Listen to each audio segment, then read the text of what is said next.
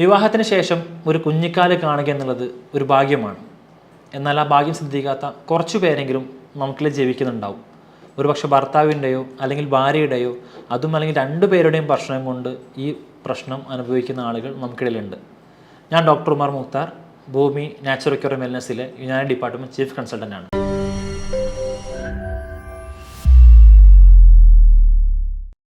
നമ്മൾ ഇന്ന് ഡിസ്കസ് ചെയ്യാൻ പോകുന്ന ടോപ്പിക് ഇൻഫെർട്ടിലിറ്റി അഥവാ വന്ധ്യതയാണ്. വന്ധ്യത ഞാൻ നേരത്തെ പറഞ്ഞ പോലെ പുരുഷന്മാരുടെ പ്രശ്നം കൊണ്ടുണ്ടാവാം, അല്ലെങ്കിൽ സ്ത്രീയുടെ ഭാര്യയുടെ പ്രശ്നം കൊണ്ടുണ്ടാവാം, അതുമല്ലെങ്കിൽ രണ്ടു പേർക്കും ഉണ്ടാവുന്ന കാര്യങ്ങൾ കൊണ്ട് മക്കളില്ലാത്ത അവസ്ഥ സംഭവിക്കാം. നമുക്കറിയാം, പുരുഷൻ്റെ ബീജവും സ്ത്രീയുടെ അണ്ടവും കൂടി ചേർന്നാണ് ഭ്രൂണം ഉണ്ടാകുന്നതും ആ ഭ്രൂണം വളർന്നാണ് കുഞ്ഞുണ്ടാകുന്നതുമെന്നും. എന്നാൽ നമ്മൾ ഇന്ന് സംസാരിക്കാൻ പോകുന്നത് എന്തൊക്കെ കാര്യങ്ങൾ കൊണ്ട് പുരുഷന്മാർക്ക് വന്ധ്യത സംഭവിക്കാം എന്നുള്ളതാണ്. ഞാൻ നേരത്തെ പറഞ്ഞു, പുരുഷൻ്റെ ബീജം അണ്ടവുമായി കൂടിച്ചേർന്നാണ് ഭ്രൂണം ഉണ്ടാകുന്നതെന്ന്. അതായത് ആ ബീജം എന്ന് പറയുന്ന സ്പേം കൃത്യമായിട്ട് അളവിലില്ലെങ്കിൽ, അതിന് ആരോഗ്യമില്ലെങ്കിൽ, അല്ലെങ്കിൽ മറ്റു പല കാരണങ്ങൾ കൊണ്ട് ബീജോൽപാദനം നടക്കുന്നില്ലെങ്കിൽ വന്ധ്യത പുരുഷന്മാരിൽ കാണാറുണ്ട്. എന്തൊക്കെ കാരണങ്ങൾ കൊണ്ട് ഇത് സംഭവിക്കാം എന്നുള്ളതാണ് നമുക്കിനി പറയാനുള്ളത്. നമുക്കറിയാം, നമ്മുടെ ശരീരത്തിൻ്റെ പുറത്ത് വൃഷ്ണസഞ്ചിയിലാണ് വൃഷ്ണങ്ങൾ കാണാറുള്ളത്. പുരുഷന്മാർക്ക് സാധാരണ രണ്ടെണ്ണമാണ് കാണാറുള്ളത്. ഇതെന്തുകൊണ്ടാണ് ശരീരത്തിന് പുറത്ത് എന്നുള്ളതൊരു ചോദ്യമാണ്. നമ്മുടെ ശരീരത്തിൻ്റെ സാധാരണ താപനില എന്ന് പറയുന്നത് 37 ഡിഗ്രി സെൽഷ്യസ് ആണ്. എന്നാൽ ബീജോൽപാദനം എന്ന് പറയുന്ന പ്രക്രിയ, സ്പെർമാറ്റോജെനിസിസ് എന്ന് പറയുന്ന പ്രക്രിയ നടക്കണമെങ്കിൽ വളരെ താഴ്ന്ന ഊഷ്മാവാണ് ആവശ്യമായിട്ടുള്ളത്. ഉദാഹരണത്തിന് 2 മുതൽ 3 ഡിഗ്രി വരെ താപനിലയിൽ മാത്രമേ സ്പേം ഉൽപ്പാദിപ്പിക്കുന്ന പ്രക്രിയ, സ്പെർമാറ്റോജെനിസിസ് എന്ന് പറയുന്ന ബീജോൽപാദനം നടക്കുകയുള്ളൂ. അതിനാലാണ് ശരീരത്തിൻ്റെ പുറത്ത് ഒരു സെഞ്ചിക്കകത്തായിട്ട് നമ്മുടെ വൃഷ്ണങ്ങൾ കാണുന്നത്. വൃഷ്ണങ്ങളാണ് നമ്മുടെ ശരീരത്തിന് ആവശ്യമായിട്ടുള്ള, അല്ലെങ്കിൽ ലൈംഗിക പ്രക്രിയയ്ക്ക് ആവശ്യമായിട്ടുള്ള സ്പേംസ് ഉണ്ടാക്കുന്നത്, അല്ലെങ്കിൽ സെമൻ എന്ന് പറയുന്ന ശുക്ലം ഉണ്ടാക്കുന്നത്. ഈ സ്പേം എന്ന് പറയുന്നത് ശുക്ലം എന്ന് പറയുന്നത് രണ്ടാണ്. ഇതെല്ലാം തന്നെ കറക്റ്റ് റേഷ്യോയിൽ വന്നാൽ മാത്രമേ കറക്റ്റായിട്ടുള്ള, അല്ലെങ്കിൽ പ്രോപ്പറായിട്ടുള്ള, ശരിയായിട്ടുള്ള ബീജോൽപാദനം നടക്കുകയുള്ളൂ. എന്തൊക്കെ കാരണങ്ങൾ കൊണ്ട് നമ്മുടെ ശരീരത്തിൽ ബീജത്തിൻ്റെ അമൗണ്ട് കുറയാം, അല്ലെങ്കിൽ നമ്മുടെ ശുക്ലത്തിൻ്റെ അമൗണ്ട് കുറയാമെന്ന് നമുക്ക് പരിശോധിക്കാം. നമുക്കറിയാം, 2 പ്രധാനപ്പെട്ട കാരണങ്ങൾ കൊണ്ട് ഇത് സംഭവിക്കാം. ഒന്നല്ലെങ്കിൽ നമ്മുടെ ശരീരത്തിൽ വരുന്ന സ്ട്രക്ചറലി ഡാമേജ് കൊണ്ട്, അഥവാ നമ്മുടെ ശരീരത്തിൻ്റെ രൂപത്തിൽ വരുന്ന മാറ്റങ്ങൾ കൊണ്ട് ഇത് സംഭവിക്കാം. അതല്ലെങ്കിൽ ഫങ്ഷണലി വരുന്ന മാറ്റങ്ങൾ കൊണ്ട്. നമുക്ക് കൂടുതൽ വിശദമായിട്ട് സംസാരിക്കാം. ആദ്യമായി സ്ട്രക്ചറലി വരുന്ന അനാട്ടമിക്കൽ ചേഞ്ചസ്. നമ്മുടെ മൂത്രനാളി അല്ലെങ്കിൽ ലിംഗത്തിൻ്റെ അഗ്രഭാഗത്താണ് അതിന് സുഷിരം കാണാറുള്ളത്. എന്നാൽ ജന്മന ചില ആളുകൾക്കെങ്കിലും ഈ സുഷിരത്തിൻ്റെ സ്ഥാനം വ്യതിയാനം സംഭവിച്ച് കാണാറുണ്ട്. അതിന് നമ്മൾ ഹൈപ്പോസ്പേഡിയാസ് എന്നും എപ്പിസ്പേഡിയസ് എന്നും പറയും. ഉദാഹരണത്തിന്, ഒരാളുടെ ലിംഗത്തിൻ്റെ അഗ്രഭാഗത്ത് കാണുന്ന സുഷിരം ലിംഗത്തിൻ്റെ മേൽഭാഗത്തിലാണ് കാണുന്നതെങ്കിൽ അതിന് എപ്പിസ്പേഡിയസ് എന്ന് പറയാറുണ്ട്. അപ്പോൾ അയാൾ മൂത്രം ഒഴിക്കുമ്പോൾ ഒരുപക്ഷെ നേരെ പോകുന്നതിന് പകരം മേലോട്ടായിരിക്കും വരുന്നുണ്ടാവുക. അങ്ങനത്തെ ഒരു അബ്നോർമൽ കണ്ടീഷൻസിനെയാണ് എപ്പിസ്പീഡിയസിസ് എന്ന് പറയുന്നത്.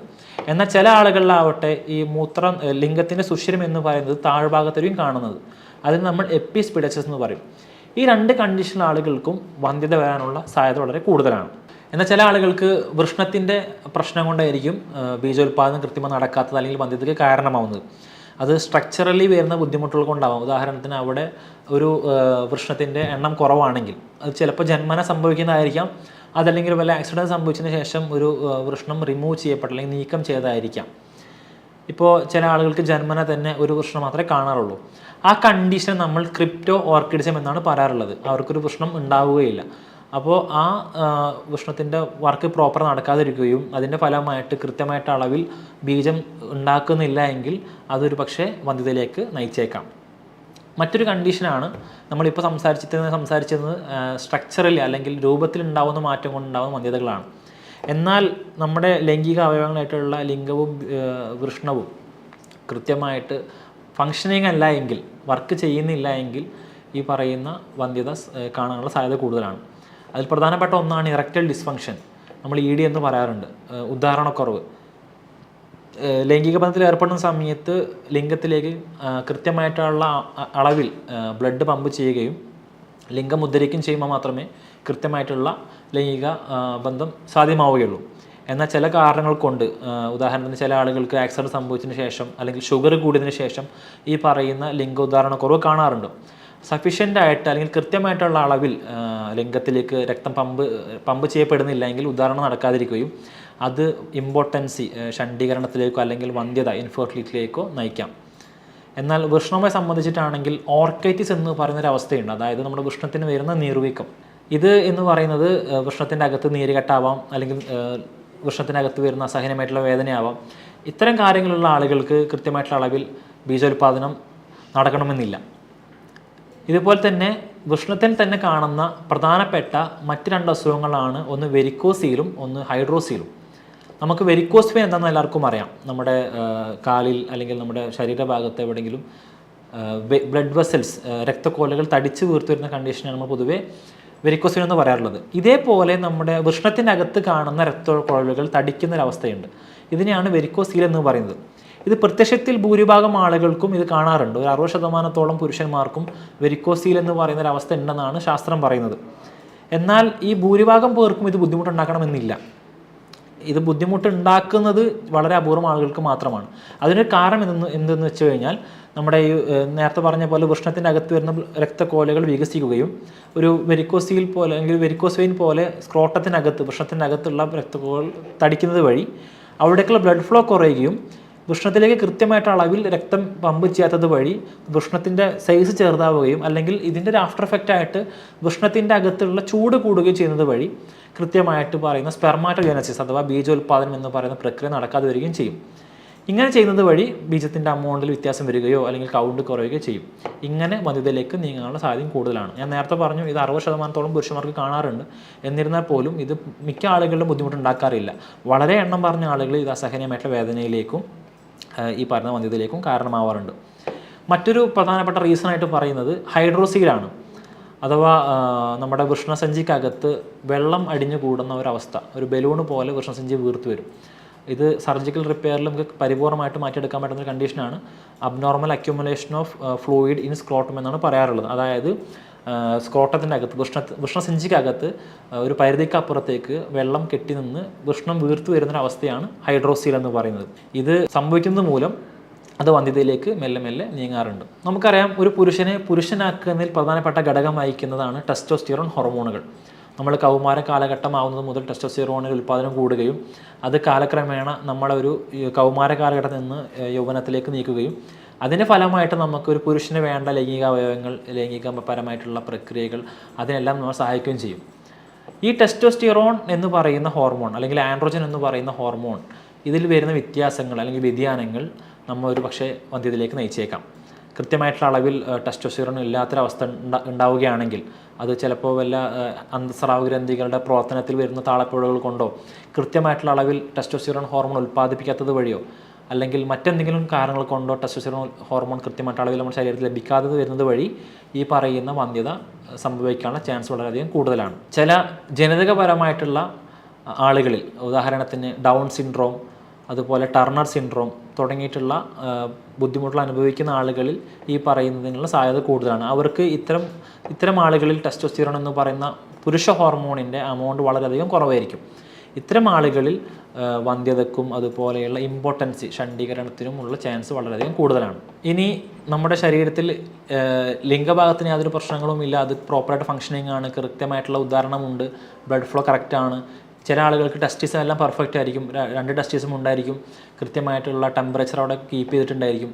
എന്നാൽ ചില ആളുകളിൽ ഇതെല്ലാം പെർഫെക്റ്റ് ആണെങ്കിൽ തന്നെ അവരിൽ ഉണ്ടാക്കപ്പെടുന്ന ബീജം സ്പേം എന്ന് പറയുന്നതിന് ചില ഡിഫക്റ്റുകൾ ഉണ്ടായിരിക്കും. നമുക്കറിയാം കൃത്യമായിട്ടുള്ള ഒരു സഫീഷ്യൻ്റ് അളവിൽ അല്ലെങ്കിൽ കൃത്യമായിട്ടുള്ള അളവിൽ ബീജാണുക്കൾ വേണ്ടതുണ്ട്. ഈ ബീജാണുക്കളിൽ തന്നെ പലതും ചലനശേഷിയുള്ളതാവണം. അതിന് ഹെഡ്, ടൈൽ എന്ന് പറയുന്ന ചില പോർഷൻസ് ഉണ്ട്, തല, വാൽ. ഈ ബീജാണുക്കൾ സഞ്ചരിക്കാൻ ആവശ്യമായിട്ടുള്ള എല്ലാ ഘടകങ്ങളും അടങ്ങിയിട്ടുള്ള ബീജാണുക്കളുടെ അളവ് എന്ന് പറഞ്ഞാൽ വളരെയധികം കുറവായിരിക്കും. അപ്പോൾ സ്ട്രക്ചറലിയും അല്ലെങ്കിൽ അതിൻ്റെ ഘടനാപരമായിട്ടും ധർമ്മപരമായിട്ടും എല്ലാ പ്രശ്നങ്ങളും അവർക്ക് നോർമലായിരിക്കും. അവർക്ക് സ്ട്രക്ചറലി പ്രശ്നങ്ങളൊന്നും ഉണ്ടാവണമെന്നില്ല, ഫങ്ഷണലി ഉണ്ടാവണമെന്നില്ല. എന്നാൽ ഇവരുടെ സ്പേമിൻ്റെ ക്വാളിറ്റി കുറവായിരിക്കും. കൃത്യമായിട്ട് ചലിക്കുന്ന കോശങ്ങളാവണമെന്നില്ല, ബീജങ്ങളാവണമെന്നില്ല. ചിലപ്പോൾ ചിലതിന് വാലുണ്ടായിരിക്കില്ല, ചിലതിന് തലയുണ്ടായിരിക്കില്ല, ഇനി ഉള്ളതിന് തന്നെ ചലനശേഷി ഉണ്ടാവണം നിർബന്ധമില്ല. ചിലതിൽ പസ്സൽസ് അഥവാ അതിനകത്ത് പഴുപ്പുള്ള ബീജാണുക്കൾ കൂടുതലായിരിക്കും. ഈ കാരണങ്ങൾ കൊണ്ടും ഒരു പക്ഷേ ഈ പറയുന്ന പ്രശ്നങ്ങൾ ഉണ്ടായേക്കാം. ഇത് നമുക്ക് വളരെ സിമ്പിളായിട്ട് സെമൻ അനാലിസിസ് ചെയ്ത് കഴിഞ്ഞാൽ നമ്മുടെ എന്താണ് ഡിഫക്റ്റ് എന്നത് മനസ്സിലാക്കാൻ സാധിക്കും. പ്രധാനമായിട്ടും സ്പേമിൽ കാണുന്ന 2 ഡിസോർഡറുകളാണ്. ഒന്ന് അസൂസ്പേമിയ, മറ്റൊന്ന് ഒളിഗോസ്പേമിയ. അസോസ്പേമിയ എന്ന് പറഞ്ഞു കഴിഞ്ഞാൽ സെമനിൽ അഥവാ ശുക്ലത്തിൽ സ്പേമിൻ്റെ അമൗണ്ട് തീരെ ഉണ്ടായിരിക്കില്ല. അതായത് absence of sperm in semen. ശുക്ലം എടുത്തു കഴിഞ്ഞാൽ അതിൽ ബീജാണുക്കൾ എന്ന് പറഞ്ഞാൽ നെഗറ്റീവ് ആയിരിക്കും, അതിലൊന്നു പോലും ഉണ്ടാവാൻ സാധ്യതയില്ല.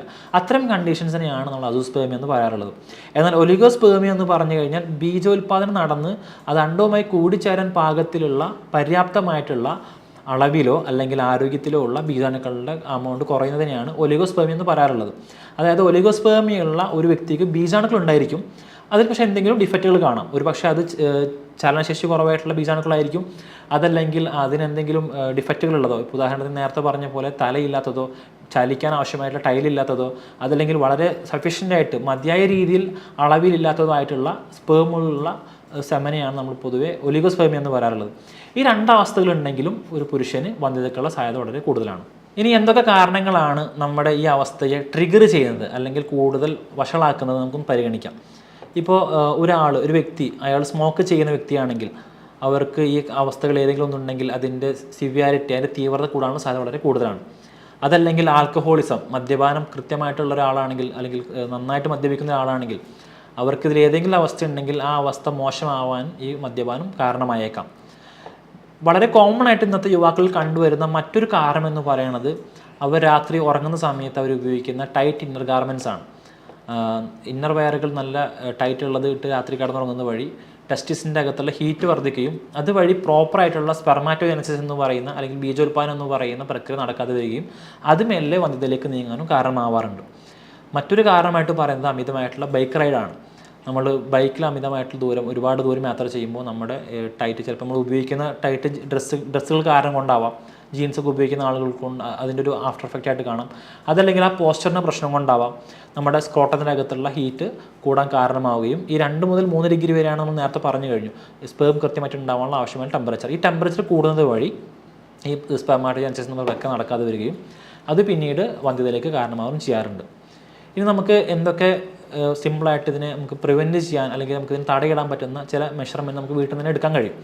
ഉദാഹരണത്തിന് രാത്രി കിടക്കുന്ന സമയത്ത് അയവുള്ള വസ്ത്രങ്ങൾ ധരിക്കുക, കറുപ്പ് നിറത്തിലുള്ള ഇന്നർ വെയറുകൾ ഉപയോഗിക്കാതിരിക്കുക, വായുസഞ്ചാരമുള്ള ട്രാക്ക് സൂട്ട് പോലത്തെ ഡ്രസ്സുകൾ ശീലമാക്കുക, അമിതമായിട്ടുള്ള ബൈക്ക് അല്ലെങ്കിൽ ഒരുപാട് ദൂരം ബൈക്ക് റൈഡ് ചെയ്യുന്ന ആൾക്കാർ അതിൻ്റെ ഒരു ഗ്യാപ്പ് കുറക്കുക അല്ലെങ്കിൽ കുറച്ച് ഗ്യാപ്പ് എടുത്തതിന് ശേഷം യാത്ര ചെയ്യാൻ പഠിക്കുക. ഇത്തരം സ്റ്റെപ്പുകൾ അല്ലെങ്കിൽ ഇത്തരം മുൻകൈ നമ്മൾ എടുക്കുന്നത് വഴി നമുക്ക് ഇതിൻ്റെ ഒരു തോത് കുറക്കാൻ വളരെയധികം പെട്ടെന്ന് സാധിക്കുന്നതാണ്. മറ്റ് പ്രധാനപ്പെട്ട കാരണങ്ങളെന്ന് പറയുന്നത് നമ്മുടെ ശരീരത്തിൽ ഉഷ്ണം കൂട്ടുന്ന ഭക്ഷണ പദാർത്ഥങ്ങൾ, അത് നേരത്തെ പറഞ്ഞ പോലെ ആൽക്കഹോളിസം ഒരു കാരണമാണ്, സ്മോക്കിംഗ് ഒരു കാരണമാണ്. ഇത് രണ്ടും ചെയ്യുന്നത് വഴി നമ്മുടെ ശരീരത്തിൻ്റെ അകത്ത് ബോഡി ഹീറ്റ് വർദ്ധിക്കും, അത് നമ്മുടെ സ്ക്രോട്ടത്തിൻ്റെ ടെമ്പറേച്ചർ കുറക്കാൻ ഒരു കാരണമായേക്കാം. അതല്ലാതെ സ്പൈസ് ആയിട്ടുള്ള ഭക്ഷണങ്ങൾ, നമ്മുടെ ശരീരത്തിൻ്റെ അകത്ത് ഹീറ്റ് കൂട്ടുന്ന നല്ല എരിവുള്ള ഭക്ഷണ പദാർത്ഥങ്ങൾ അല്ലെങ്കിൽ നല്ല ഓയിലി ഫുഡുകൾ, ജങ്ക് ഫുഡുകൾ, ഇതെല്ലാം കഴിച്ചു കഴിഞ്ഞാൽ നമ്മുടെ ശരീരത്തിൻ്റെ അകത്ത് ബോഡി ഹീറ്റ് വർദ്ധിക്കും. അതിൻ്റെ ആഫ്റ്റർ എഫക്റ്റ് ആയിട്ട് അതിൻ്റെ ഒരു പരിണിത ഫലമായിട്ട് സ്ക്രോട്ടം അല്ലെങ്കിൽ വൃഷണത്തിൻ്റെ അകത്ത് ടെമ്പറേച്ചർ കൂടാനും അത് സ്പെർമാറ്റോജനസിസ് എന്ന് പറയുന്ന പ്രക്രിയ തടയിടാനും അത് ചിലപ്പോൾ കാരണമായേക്കാം. അപ്പോൾ ഇത്തരം മുൻകരുതലെടുക്കുന്നത് വഴി, കൃത്യമായിട്ട് ഉറങ്ങുന്നത് വഴി, അമിതമായിട്ടുള്ള എന്താ പറയുക നമ്മുടെ ബൈക്ക് റൈഡുകൾ ഒഴിവാക്കുന്നത് വഴി, ടൈറ്റ് ഇന്നർ ഡ്രസ്സുകൾ ഒഴിവാക്കുന്നത് വഴി നമുക്കിത് പ്രിവെൻറ്റ് ചെയ്യാൻ വളരെ എളുപ്പമാണ്. ഇനി നമുക്ക് എന്തൊക്കെ ഭക്ഷണ പദാർത്ഥങ്ങൾ എടുക്കുന്നത് വഴി നമുക്ക് ഇതിൻ്റെ കൗണ്ട് കൂട്ടാം അല്ലെങ്കിൽ നമ്മുടെ ബീജത്തിൻ്റെ അമൗണ്ട് കൂട്ടാം അല്ലെങ്കിൽ നല്ല ക്വാളിറ്റിയുള്ള ബീജങ്ങൾ ഉണ്ടാക്കാം എന്നുള്ളതാണ് നമുക്ക് പറയാനുള്ളത്. നമുക്കറിയാം നമ്മൾ കഴിക്കുന്ന ഭക്ഷണ പദാർത്ഥങ്ങളിൽ ചിലപ്പോൾ സഫീഷ്യൻ്റ് ആയിട്ടുള്ള ന്യൂട്രീഷൻസ് ഉണ്ടാവണമെന്നില്ല. നമ്മൾ ചിലപ്പോൾ രാവിലെ കഴിക്കുന്ന ഭക്ഷണ പദാർത്ഥങ്ങൾ കൂടുതലും അരി ഭക്ഷണങ്ങളാണ്. നമ്മൾ പുട്ട്, ദോശ എന്നൊക്കെ പറയുന്ന എല്ലാം തന്നെ അരി കൊണ്ട് ഉണ്ടാക്കുന്നതാണ്. നമുക്ക് പ്രോപ്പറായിട്ട് വേണ്ടത് ഒരു ബാലൻസ്ഡ് ഡയറ്റാണ്. നമുക്ക് എല്ലാ ധാതുക്കളും എല്ലാം നമുക്ക് ആവശ്യമുണ്ട്, മിനറൽസ് ആവശ്യമുണ്ട്, വിറ്റാമിൻ ആവശ്യമുണ്ട്, പ്രോട്ടീൻ ആവശ്യമുണ്ട്. അപ്പോൾ ബാലൻസ്ഡ് ഡയറ്റ് കഴിക്കുന്ന വഴി നമ്മുടെ ശരീരത്തിൽ കൃത്യമായിട്ടുള്ള നല്ല ക്വാളിറ്റിയുള്ള ബീജം ഉണ്ടാവാൻ അതൊരു പക്ഷേ കാരണമായേക്കാം. അതുപോലെ നമ്മൾ കൃത്യമായിട്ട് ഒരു എക്സസൈസ് ചെയ്യുന്ന ഒരു വ്യക്തിയാണെങ്കിൽ അയാൾക്ക് ഈ പറയുന്ന പോലെ ബ്ലഡ് സപ്ലൈ ശരീരത്തിനകത്ത് കൂടും.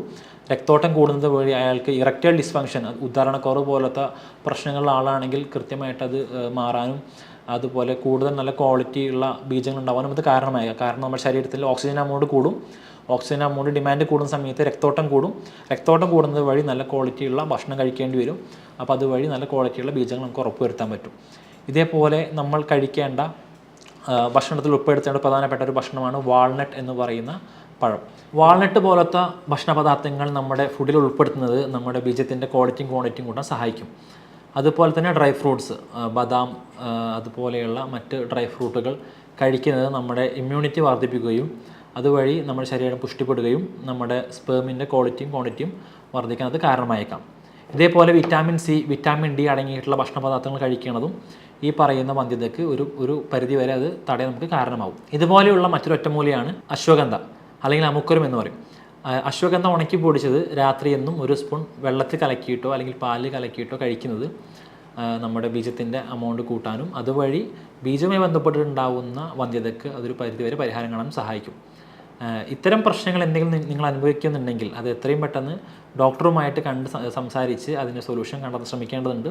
ഇത്തരം ഈ ബീജവുമായി ബന്ധപ്പെട്ടിട്ടുള്ള വന്ധ്യതയെല്ലാം നമുക്ക് കൃത്യമായിട്ട് മരുന്നുകൾ എടുക്കുന്നതിലൂടെ പരിഹരിക്കാനും അത് മാറ്റിയെടുക്കാനും സാധിക്കും. നമ്മളത് വെച്ചിരിക്കും തോറും അതിൻ്റെ തീവ്രത കൂടാനും അത് വഷളാവാനും സാധ്യത കൂടുതലാണ്.